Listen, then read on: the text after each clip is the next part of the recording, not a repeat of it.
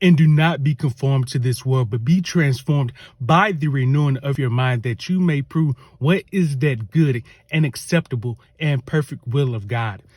Mouthful, but let me dive right into it. I want to focus on conforming. The word conform means to adapt, to adjust, which means to also correlate to.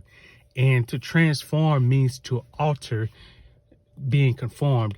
And so when it calls us to not conform to the patterns of this world, what is the world's pattern? Well, it's dwelling on bad news, negativity, sex, violence, money, the love of money, etc.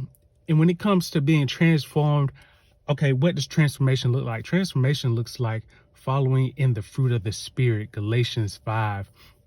Really walking in love, joy, peace, patience, loving our neighbor as ourselves. And so to really be transformed by the renewing of your mind, this really takes, a mental discipline. It really takes a level of yourself that you have never tapped into, because if you were to ask the average person, they may say, well, why are you trying to transform yourself? Why not just go with the flow? And you have to realize going with the flow is not always a safety measure for your safety. And so it really requires a mental discipline. It really requires, okay, Lord, this is a commandment, because at the end of the day, he says, be not conformed to this world, but be transformed, which is a commandment. Okay, look at that.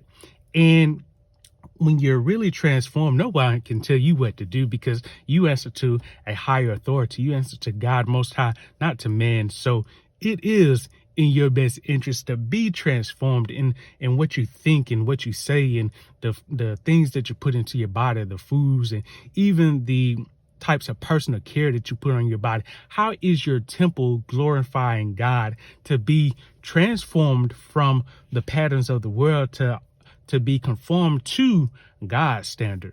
And so I want to leave you with that. And I hope that this gives you encouragement.